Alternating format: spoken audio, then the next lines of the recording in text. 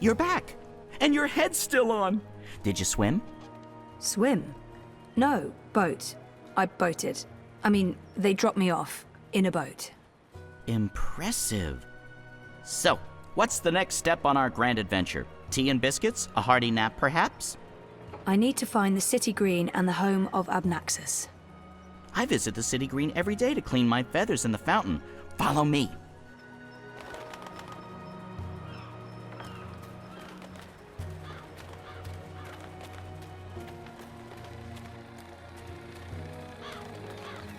I really wish you had wings.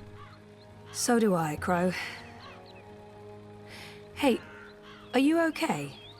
Sure, why wouldn't I be? I mean, April and... Of course I'm not okay, okay? But I'm okay. I'll be okay. It's okay. We're okay. Don't worry about it, okay? Okay. She's not the first friend I've lost, and she won't be the last. You learn to roll with the punches. It's either that or punch back. Real hard.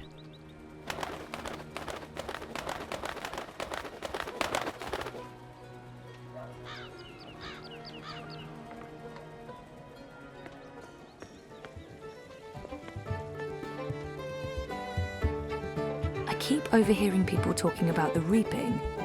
This must all be part of the harvest celebrations. I fit right in with the locals.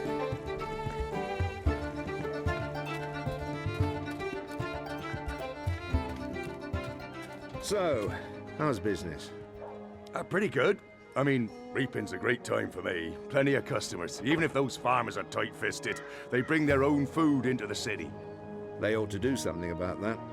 How? I mean, farmers bring food into the city. That's what they do. That's, you know, their whole thing. Yeah, but still. No, that makes no sense at all. I mean, that's what the bloody reaping is all about.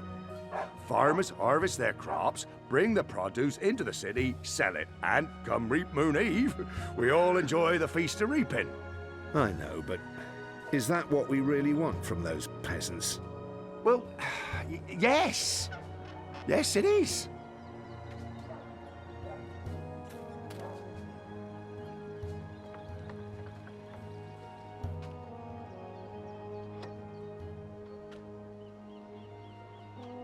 I must admit that I'm getting rather excited about seeing their newfangled How's your memory tube coming network along? in action. Do you remember anything So about when this is place this now? ceremony taking place? I worked so Next hard week, to isn't it? remember, but They're timing it to no, coincide not with the much. Feast of Reaping. It was That winter. Makes sense. If they want us to True. celebrate the whole- Winter changes everything. What with the snow and the ice and all. And the city looked different. Smaller. It probably has grown a bit. But no, I don't really remember anything at all. Perfectly fine. I also remember very little, but then I am a bird with a bird brain, so what can you expect? Why are you asking me? I'm not excited about the ceremony.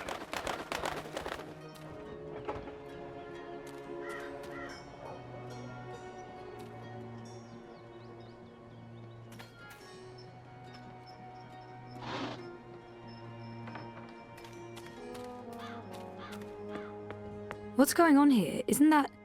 Are they trying to chop down Abnaxus's abode? Great. That's great.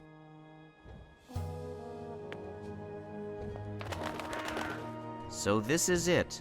Abode of, big ugly thing what speaks funny? Apparently so. And there's someone else here. Apparently so. Huh. So what now? I don't know. Do you have any suggestions? We kill them, bury their bodies, and then go about our lives as if nothing happened. That's disturbing. I know, I'm dark. I'm really not in the mood for killing today. Or any day. Fine, then you come up with something. Good bird.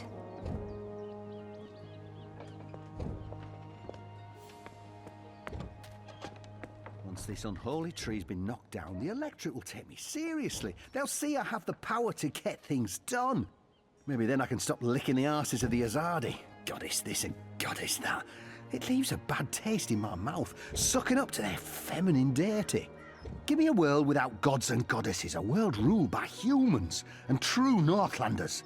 No magicals, no supernatural women folk, no superstitious invaders. A world by and for man, with the woman in her rightful place at home. Go on, put your back into it, man. This is pathetic. It's merely a member of the voting public. Honor Hilaris, Esquire, at your service, madam. But I'm sure I don't need to introduce myself to you, hmm? You've seen my face in print and in public appearances. You know me as an honourable and truthful fellow who stands with the common man. And woman. We shan't forget the common woman. Yes, yes. I'm, of course, running for Commissioner of City Watch, a position sorely and desperately in need of new blood. The Watch needs strength. It needs direction. It needs humanity. In other words, it needs me. He's gunning for a political position with the City Watch. I wonder what his end game is. You're running for City Watch? Indeed, the Watch is in dire need of strong male leadership in this time of dark crisis. Male? As you well know, the current commissioner, a person of the female persuasion, has failed to maintain order in the city in these dark, trying times. She's been soft on sorcery, magnanimous with magicals. She's indulged the occult, and she's extended an open hand to non-humans, acting in discord with our foreign benefactors. Oh, it's understandable. She's weak. She's sentimental. She's merely a woman, and she's not been able to properly inspire the men of the Watch to take appropriate action against our occult immigrants. As soon as I'm elected, this will change. We will honour Azadi law and make Mercuria pure again. No more magic, no more magicals. And our women folk can once again return to home and hearth to be pampered and protected by their husbands, fathers and brothers. As it should be, yes, yes. It looks like they're trying to destroy Abnaxis's abode. It looks like they're trying... Why are you trying to knock down this tree? Oh, it's not just a tree. It's an affront to common decency and humanity. This so-called domicile was the dark and dangerous den of one of the most militant of magicals. An abominable beast that threatened our young and our women by its mere existence. Eradicating this occult stone tree from our historic green is not just my election promise to voters, but my God's-given responsibility as a human being. Let's see if I can get him talking about himself. He sounded more than happy to do so. It's Hilaris, right? Oh no, Hilaris, Esquire, licensed solicitor, and your candidate for Commissioner of City Watch. It's an unusual name. It's unique, certainly, but it's a Northlander name with deep roots in Mercurian society. My father, the esteemed Hubert Hilaris, Esquire, served dutifully for many years on the council. He was respected, feared, and admired by all. Of course, that was before he was beguiled by that Dulmari witch. She used her wily sorcery and beastly sensuality to lure my father away from his family, away from us. I've sworn to restore our sacred heritage. The witches shall burn, humanity shall prevail, and the name Hilaris shall no longer be the butt of spiteful jests. He appears to be an Azadi supporter. I wonder how genuine it is. I take it you're happy with the Azadi occupation? No, I wouldn't call it an occupation, not anymore. The Azadi came to save us from the tyrant invaders, and they stayed to protect us against all magicals. They're our benefactors, not our oppressors. But the resistance has put us all at risk. Unless we re-establish human dominion over the Northlands, we'll be vulnerable when the Azadi eventually return to Azadir. For believe me, they will. Oh, they've promised as much. This is not their land, and this is why I run for office. To build a Mercuria by and for humans, one that can stand the test of time and stand up against occult invaders. We must invest in the future, and you can't spell future without owner Hilaris. I've had enough. I've had enough. Well, best of luck with everything. Luck is the lazy man's excuse for failure. Luck is an occult idea. I create my own destiny, young madam, and so should you. Here's my advice to you. Find yourself a decent human husband and start breeding decent human babies. This is how you can best contribute to our common manifest destiny. And remember, a vote for honor is a vote for humanity. Is that the best you can do? Oh, I'd take the axe myself if I hadn't just moisturised my hands. This, this dry air, well, you understand.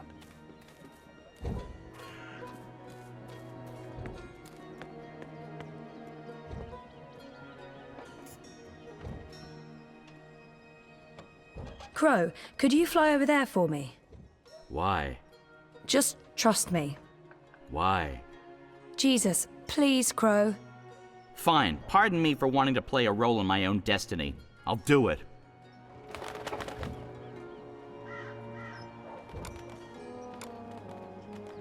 A talking Geronimo! bird! Filthy magic! Damnation, where did it go?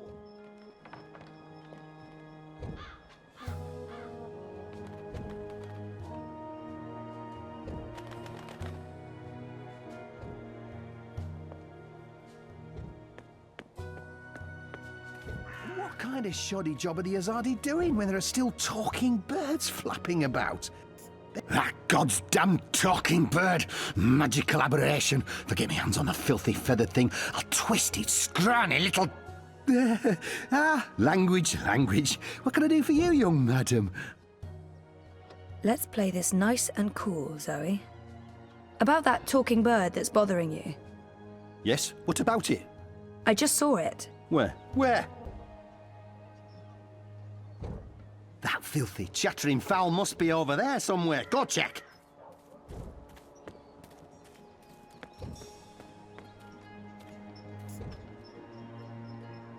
Yeah, I know the drill. Don't move, I've got you now.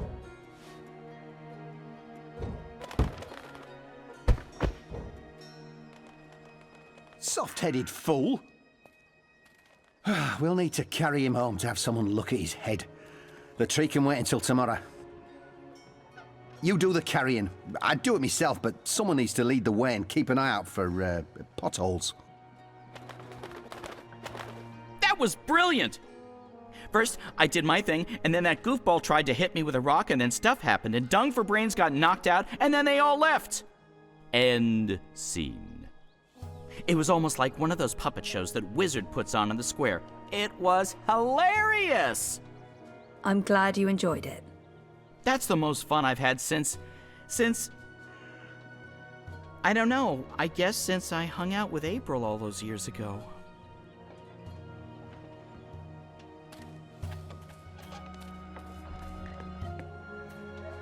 Locked, but I have the key.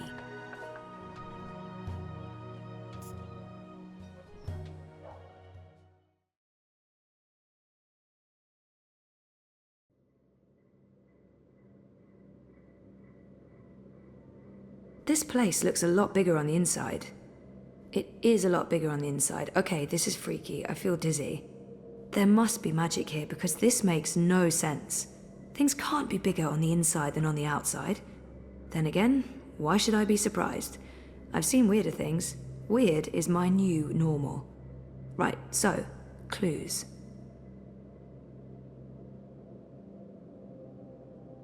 Those are some portentous looking books. I wish I could read them.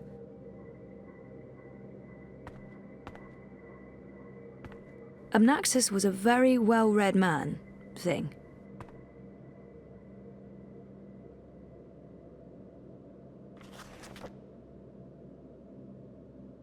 Oh, that's interesting. Someone's here. I can't let them see what I'm doing. Who's... Oh, God. I must apologize, ma'am. I didn't mean to frighten you. Zoe Castillo. You're the last person I expected to find here. I remember him from my last visit to Mercuria. Brian, right? Right. Brian. Brian Westhouse. We spent a few days in cramped quarters on a small airship. I'd be surprised if you didn't remember me. It's been a confusing year. For a while, I remembered nothing. Even when I tried my best to remember, I couldn't. Well, not until now. I know that feeling all too well, Miss Castillo. So you're back in Mercuria, and in this place of all places. How in the name of the balance did you get inside? People have been trying for years, but this house has strong wards. Venar magic, the oldest there is. And now I understand why. It's a treasure trove. Wait, is that the Annals of Dreaming? Good God, that's a lost treasure. Only 5 were ever made. Why be secretive about it? I'm sure I can trust him. I guess it helped to have a key. I actually didn't know it was supposed to be so difficult to get in. So there was a key all this time. The door wasn't locked with a spell. I was right. Where did you... An acquaintance. Pure luck, I guess. So what are you looking for here?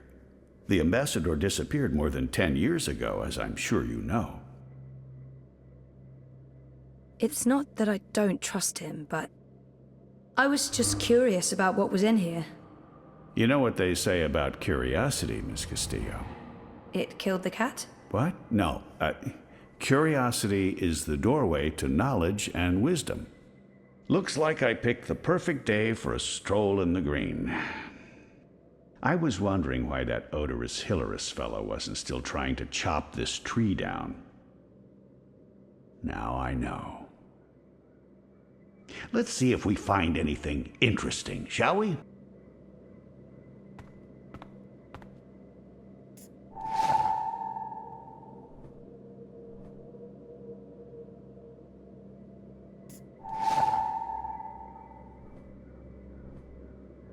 Interesting.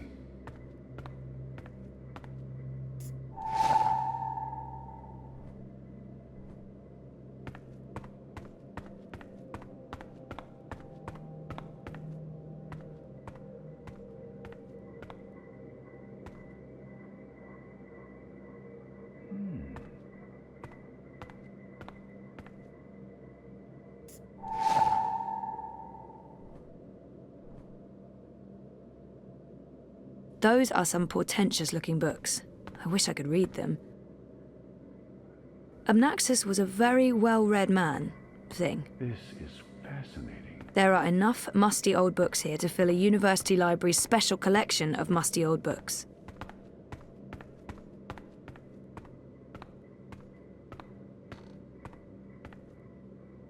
Have you found anything of interest? Keep looking. This place is a treasure trove. This looks interesting. The first dreamer references in the Annals of Dreaming. That's this book right here. And the chapter about the first dream, it's certainly a starting point. Let's see what it says. Can you read that book? I've lived in Arcadia for decades, and there hasn't been much to do aside from studying ancient texts, so yes, I can read this book. Let's see, the chapter in question speaks of the Ular. They are said to be wardens of the Dreaming One, whatever that means. It's a rough translation. The English language isn't quite up to the task. The Ular and the Yete, one people that split into two. That sounds familiar. It says here the Yete left the Purple Mountains to go south to burrow into the ground. Something about a well of dreams. I mean, I don't know how much of this is true and how much is fantasy or prophecy. It's a difficult book to decipher. There's also something about two dreamers becoming one. It's vague. This is almost certainly a prophecy of some sort. The Ular live on Cloud Peak. It's in the mountains of Yedra. Where's that on the map? Ah, there it is. Straight north across the plains, right in the middle of the border mountains. This is an old book, so I don't know if they still live there. I've never heard of the Ular. They might all be dead.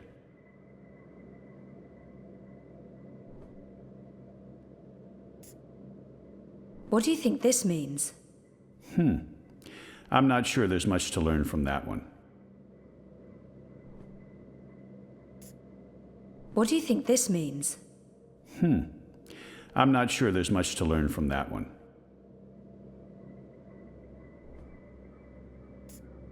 Here's another note.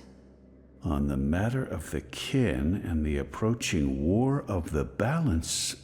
By Jove, this is the information we've been looking for. I can't believe it was right here all this time. Your help has been invaluable, Zoe. I'm in your debt. That note fell out of the annals when Westhouse turned the pages. War of the balance. Finally, something concrete. This note fell out from the pages of the annals. What's a soulless stone? I'm not sure. The soul stone was taken from Luke's by the warlock Clax. It must be retrieved, or the past, present, and future will cease to be. That sounds ominous. It does indeed. I don't know about any soul stone, but I'm guessing this Clax fellow does. I wonder if Abnaxus means old roper Clax.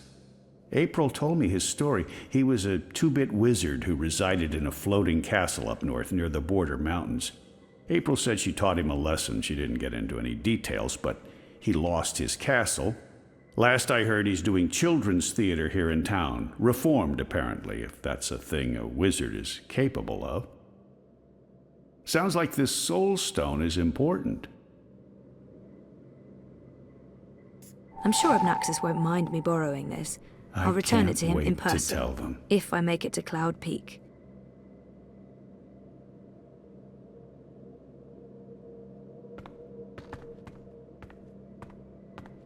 I should get going. Should we... Would you mind terribly if I stayed here to read these books? Well, it's private property, isn't it? Abnaxus isn't coming back, and I've been itching for a chance to peruse his library for years now. I promise I won't remove anything or make a mess. It doesn't look like Brian's going to do any damage to the place. He's respectful and curious. It couldn't hurt to let him stay. I guess... Okay.